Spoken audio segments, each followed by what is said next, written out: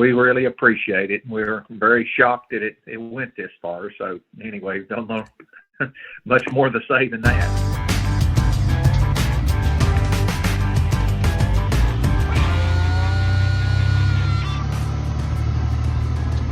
That was the voice of one half of owner-operator team Alan and Sandy Smith, leased to national carriers and with a home base in West Virginia.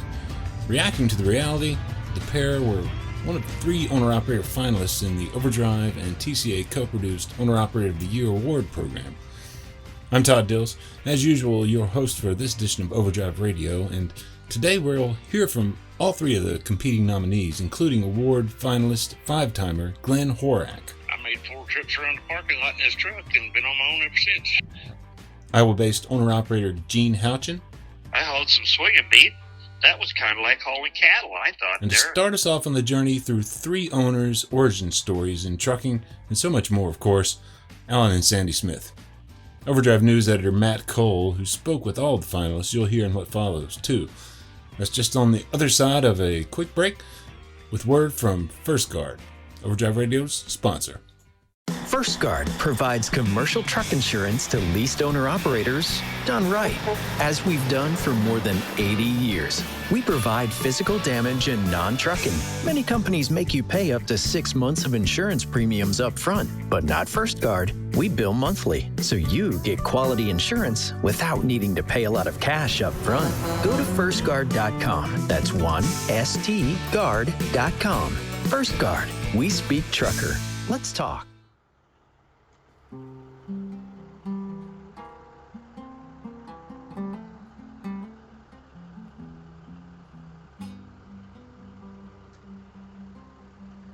My father was not an over-the-road trucker. He tried it for about a week, I think it was, and he couldn't figure out why anybody would want to live in a truck. But anyway, he hauled coal when I was just a kid for several years, and I don't know, I just always liked trucks, and then as I got older, the over-the-road seemed to, it just had a little more pizzazz to it, I guess. It seemed like it was when I was younger. So that's kind of how it got started. And of course, when we got married, she had never been around trucks or anything, and but she knew that was a passion of mine, and she was willing to go along, do whatever she could to help me. And I mean, she's been the backbone of it the whole way. That would be Sandy Smith, one half of the team of Alan and Sandy Smith, leased to national carriers. And yes, Sandy does drive as well, though less these days than in years past. I drive him crazy, driving to the wall.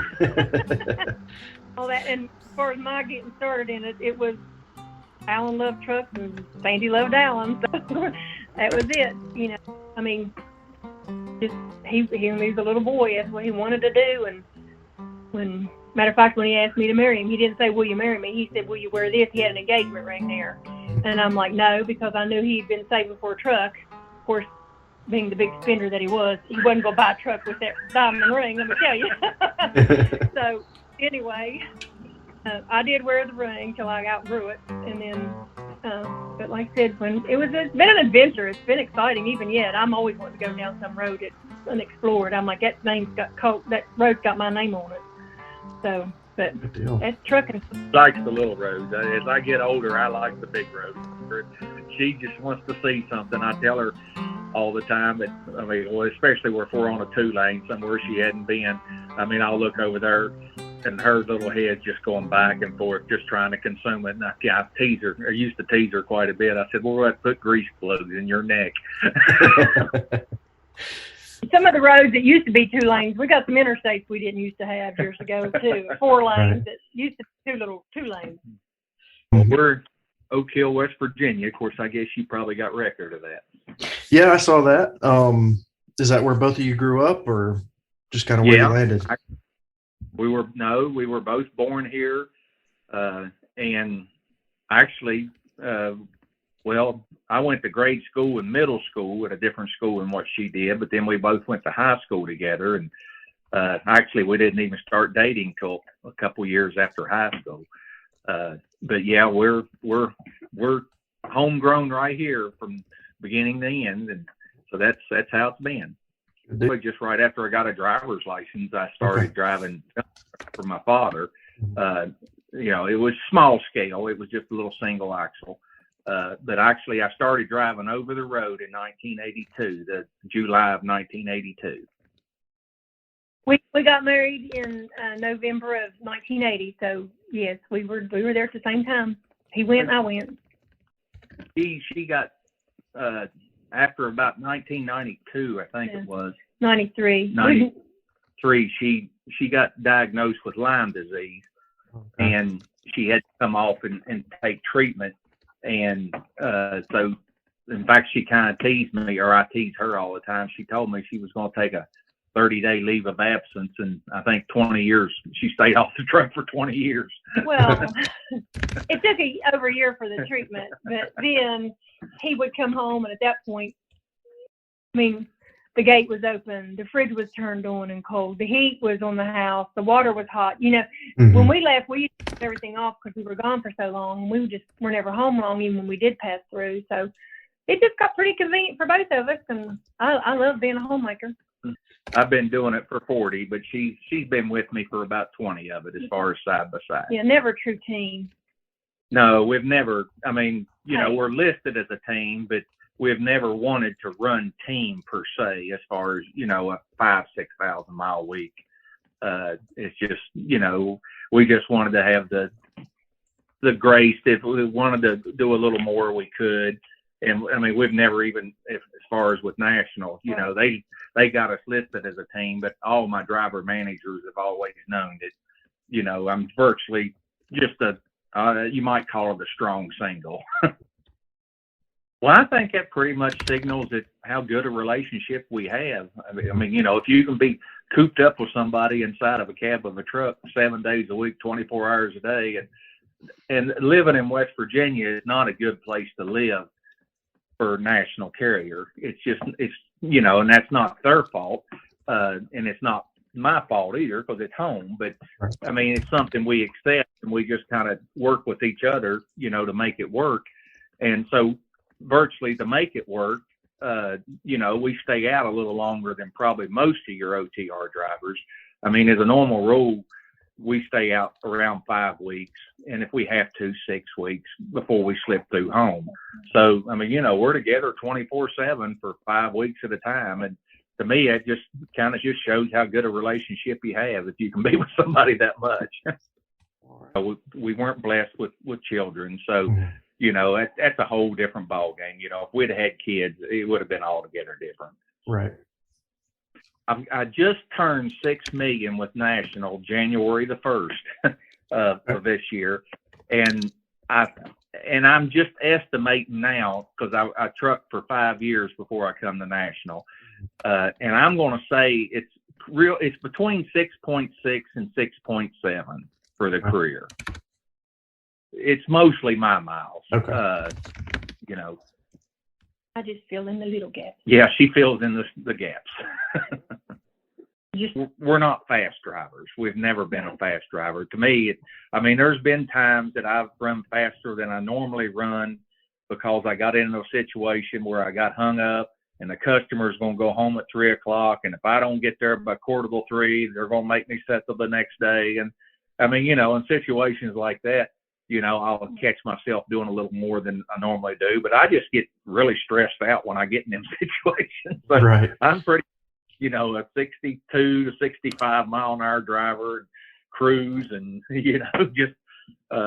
just let things go. But I mean, when you talk 70, 75 mile an hour, my stress level gets way up there. Well, I'm always teasing. We really just have to watch the left side of the truck, because that's really all anybody sees of us as they pass us. Left side. There you go.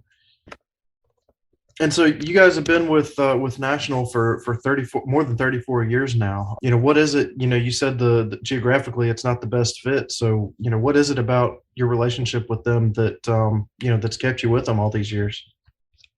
It was the people. Especially back in the younger days. They're just. They were always willing to meet you halfway. And we were the new kids. We were kids. And we were new kids on the block. I mean, when I come to work there, I was 27, 28 years old. And of course I was green. I'd never pulled a reefer in my life. I'd always just pulled a dry box, and I'd never run around a scale in my life. And, it was, of course, they were back then. I mean, it's a whole different world now. And of course they had a lot of people, that were there 8, 10, 15 years at that time, and they were good. It was, I know everybody wants to say this, but it really was.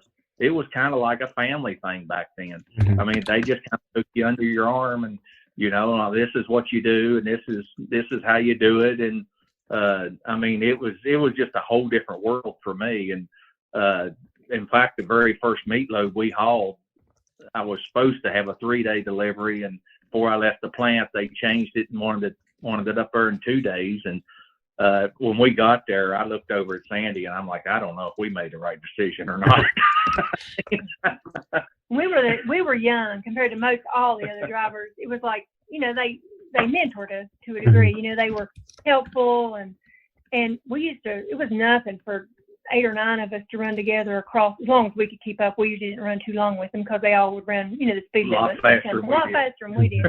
And, but for a while we would, and people used to run city radios back then. Now it seems like nobody, unless they're fussing or something at a traffic stop, right. And then they differing back and forth. But used to, and it was, I mean, our safety director had a rule. If you saw another national or another critter on the side of the road, you'd be fired if you passed him and you didn't stop to see what the problem was. I mean, it was like, we're all in this together for sure back then. Oh, we would meet up at a truck stop, and there'd be 5 or 6 of us, and one guy'd have a load that was overloaded. He was over gross or something. Well, another guy's truck would be a little lighter than what his, and it wasn't nothing for everybody to, they'd drop trailers, switch trucks, get past the scale, go down the road, and do it all again, Right. And of course, it's unheard of now. But it was a different era. I mean, there's a lot of that I don't miss, but there's a lot of it I do miss. Yeah. Camaraderie. Next up, you'll hear the voice of owner-operator Gene Houchin, leased with a red and white aerodynamic 2015 Peterbilt 579 to Midwest Express. The owner-operator got his start moving grain locally in Iowa, learning the ropes with a 2-stick transmission in a 1972 Kenworth. Story he tells here. I started, believe it or not, in 73. And my wife still has my original log stuff somewhere. She found it one day and she kept it. And a gentleman named Dwayne West out of Farragut, Iowa, watched me. I was going to college for aviation, and I wanted to be a mechanic on plane. And I'd had ulcers when I was young, and they started bleeding real bad. And when I got to the hospital, I was 3.2 on my blood level. And then, of course, they gave me blood, and then they operated to 55% of my stomach. And so with the rules and regulations, I was working. Mom and Dad couldn't afford it and stuff like that. I couldn't. So I was working for an elevator. I run the feed truck. One of the guys there, he took it. Long story short, he took and he says, I want to have coffee. Would you load my truck? And I said, sure. So he told me what to do. So I loaded it. He came out and get it and says, well, just start bringing it back here and put it on here. And I said, I don't know what I'm doing. He said, you will. If I go take their trucks, I take them out there, him and his brother's trucks. And the guys got to watching me. And the elevator was one of those optical illusions where when you had to back into the elevator to take some off or add a little more. There was a bank that went down. It looked like the back of the trailer would not go inside that inside that door. These guys have been fighting it. I come in with the feed truck one day, and the manager goes, "You go out there, back the truck in, and then try 45 minutes to get back in." I said, all right, I'll ask him. So I went out, asked him if I could help him, and he said, well, can you do it? And I said, well, I think I can. And he says, well, maybe we'll see what we're doing wrong. I just pulled it ahead a few feet, put it right back up in the hole, and he put it on. He says, I got to go back. Can you do that again? He gave me $20 for it. I was probably, I think I'd have been close to the 21. I started, my birthday here is in a couple months, and it's this month, a couple weeks, I'll be 71. And Dwayne West had me out there one day, and he said, I checked into it, and he says, you're old enough, and I can get you on my insurance. Would you like to drive a truck? That's every boy's dream in a way. And, a lot of people's. So he had a 72 Kenworth with a 4x4 air in it. We made a couple trips to Des Moines. He says, you do great. And we got back to his yard, and he says, take that truck, practice with it. We'll go get your license tomorrow. And I thought, I don't know what I'm practicing for. Crawled up in there, and I looked down, and I whistled, and I can still see Dwayne to this day. He turned around, he had this little walk when he was walking out, because he just lived a half block away from where he parked his trucks. And I whistled at him, he turned around and came back, so what's the matter? And I said, this thing's got 2 sticks, what do you do with these? And he told me that when I went to get my license, Iowa, you had to drive for it. And I went around and did everything, and the funny thing about it was the officer got up in there and Dwayne says, make sure you put your seatbelt on. This guy will flunk you for that. And they basically looked at your tires, checked all your lights. That was basically their inspection with you.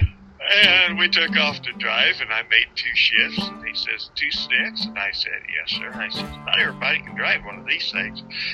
All I did was drive around the block, park the truck back again, and he said, if you can shift 2, if you can run 2 sticks, you got your license plate. That's how we started. It has been good. I've been married to the same lady since 1974. We got married in August. Okay.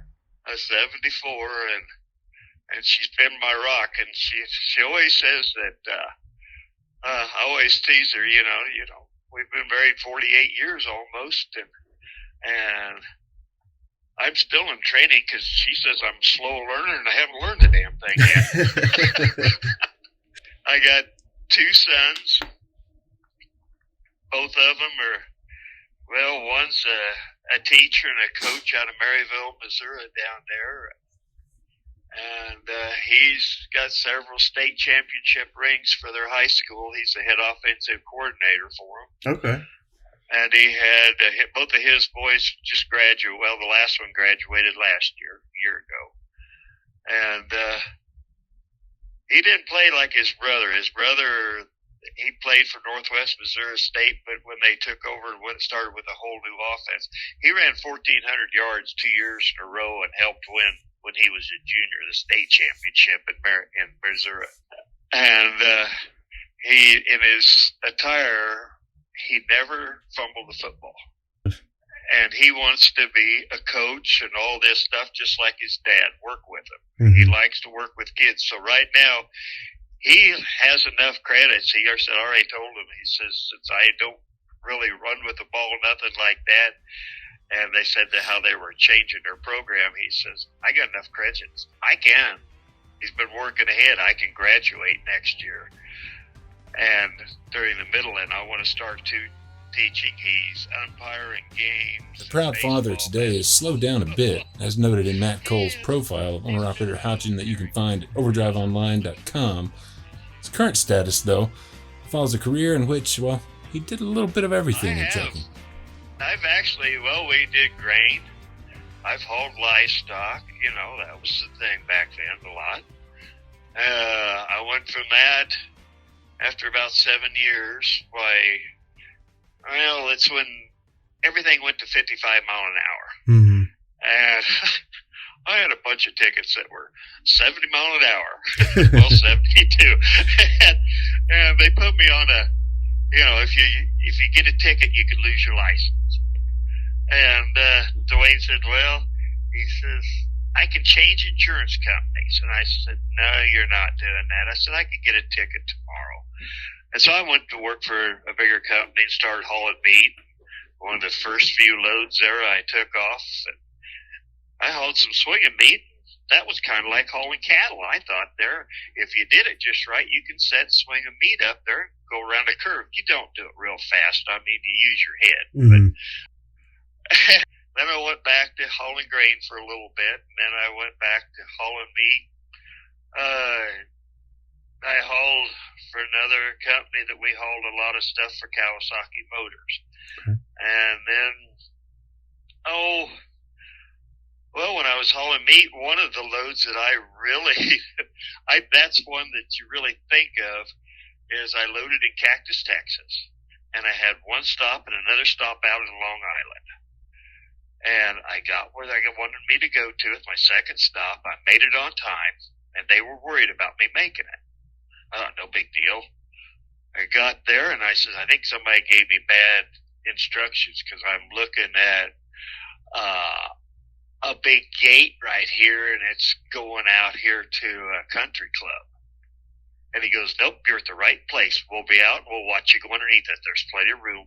We had the stuff on. What I had on were the stakes for Ronald Reagan's, when he was being nominated for the presidency, and that his meal was that night. We walked them all out the back of the trailer, and then they said, we're going to eat. And I went inside and said, have a steak. And you're sitting there looking at all these people with suits and ties, everything on. We're all sweaty and grumpy. And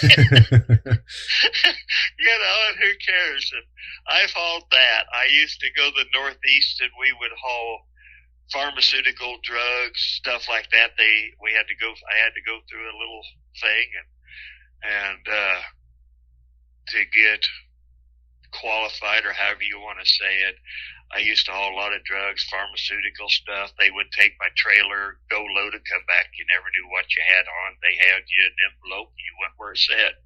You were escorted a lot of times. And me and the other guy the one that really got me got to San Diego, get there as fast as you can. I got asked to slow up because my truck was kind of fast. And got out there, and a 4-star general was sitting there with that, and I thought, well, we're bouncing a lot. There ain't much of anything back there. I had one pair of general's boots on. That just tells you. So I've hauled that. The Dektronic products, if you ever pay attention to baseball, when Cubs redid their stadium completely there, and they put up the new, they put up a new Jumbotron. Uh-huh. And the people across the street were mad there, because that was the people that the skybox, where they had the skyboxes, where he had little bleachers and everything up there, and they could see that. Right. And I hauled both loads that made that Jumbotron for it. Oh, wow. I still got it on my phone there, where it lifted. It shows it lifted it over and inside, right there at Wrigley Field, and that was one.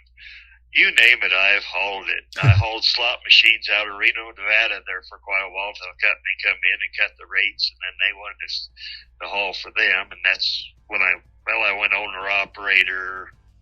Anyway, and I hauled slot machines, and I went back to hauling meat when I was doing that. It was on my own. It's been good to me and my family. Yeah. Owner-Operator Glen Horack is unique among the 3 finalists for the Owner-Operator of the Year award in that this is his 5th time being nominated and making it to the final 3. His trucking origin story follows time in the Marine Corps in the late 1970s and early 80s. Well, actually, I got my start in trucking from a friend of mine. He was running a trucking company at the time, and I needed a job. I made 4 trips around the parking lot in his truck and been on my own ever since. Wow. What year was that? 1983. You were in the military, in the Marine Corps before that? Yes. Okay. Did you have any driving experience in the military? No. Okay. I drove a trash truck before that for a little while. All right. And what years were you in the service? Actually 1977 to 83, but 77 to 79 active. All right. And what'd you do between, when you got out of active duty? Just miscellaneous odd jobs. Pretty much just pulled a reefer, and that's pretty much all I've done the whole time I've been trucking is pulled a reefer and run a lot of miles. In the last the last 13 of it, I've been running a team with my wife. And you're still with Prime? Yes. And you started with them in 1992. Okay, and then there was a little bit of a gap there where you left and then came back. Yeah, I left in 95 and came back in 96. How many accident-free miles are you up to now in your career? I'm not sure exact, but it's over 5 million. Okay. In fact, I just got my 4 million at Prime last month.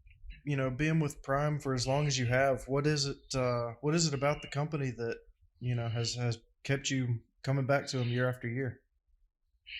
They are like a family.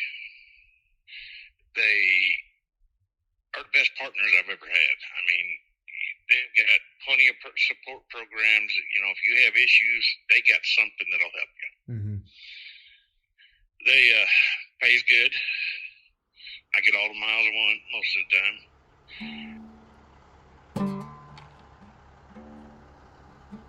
time. All those years with Prime haven't been easy, however.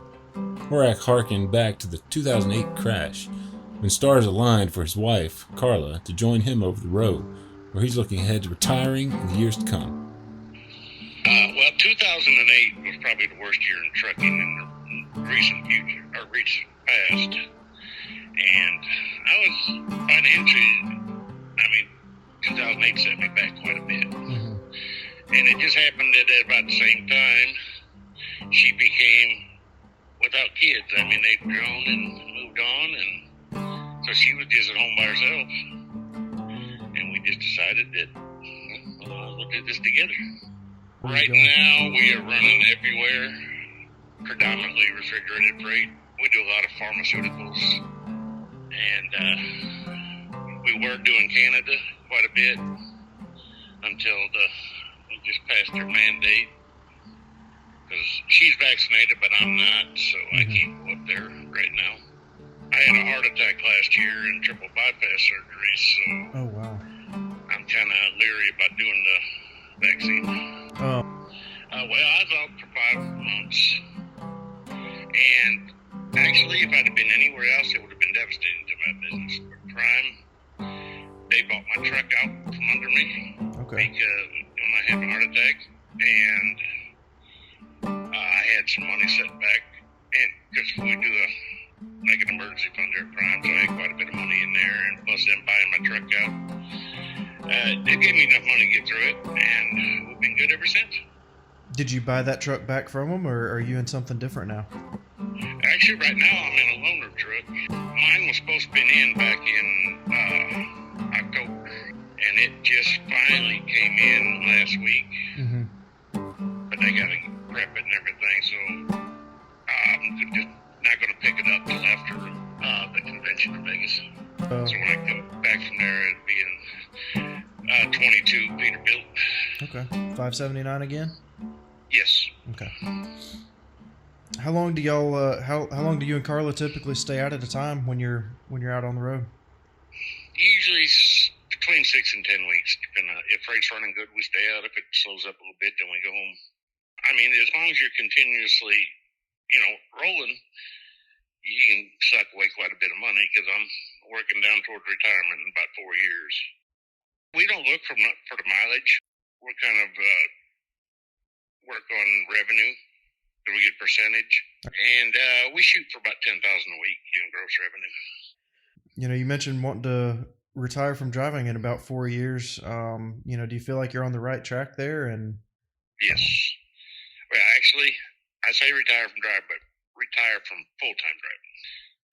My plan is the truck that I'm picking up when I come back to work, I'll run it for 2 years because we usually trade every 2 years because we put so many miles on it. Mm-hmm. And then the one after that, I'm going to write a check for it and pay cash. Okay. And I will work when I want to after that. I know so many people that have, savings, and then they decided they want to do something else with it, and when it's time to retire, they ain't got nothing. Mm-hmm. Just got to leave it alone. Plus, like I said, we run hard. We run harder than most drivers out here. I mean, don't get me wrong. I spend money. I spend way too much money, but you just got to balance it out, set what you need and don't live above your means. I mean, they've got a retirement plan even for their owner operators that's 100% funded by Prime. So, Oh wow. I mean, that'll help. Yeah. But you just gotta save for it. I do know he's looking forward to that new truck after the Vegas trip, where owner-operators Horack, Gene Houchin, and Alan and Sandy Smith will find out just who's set to take home the big $25,000 grand prize with the Owner-Operator of the Year award. That's at the TCA's Truckload 2022 conference a little more than a week away. So stay tuned for that news. You can read more about all three of these finalists via Overdrive news editor Matt Cole's profiles of the business owners at overdriveonline.com/owner-operator of the year. Hyphens between the words and owner-operator of the year. We'll see you next week, heading into the Truckload 2022 event and the Mid-American Trucking Show fast on the heels of it. Find details about Overdrive's Partners in Business session there on Friday, March 25 at 1:45 p.m. local time at the Kentucky Exposition Center in Louisville.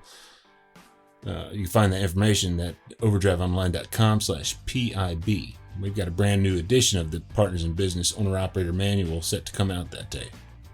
Hope you'll give it a look when it goes live.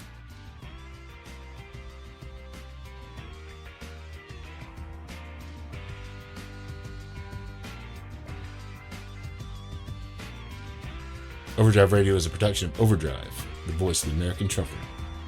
It's edited and produced by me, Todd Dills, with acoustic guitar and other additional support from Overdrive Extra contributing writer and trucker-songwriter Long Haul Paul Marhofer. The podcast is backed up further by Overdrive news editor Matt Cole, who we heard from today, social media coordinator Holly Young, and executive editor Alex Lockey. Until next time, keep it pro out there.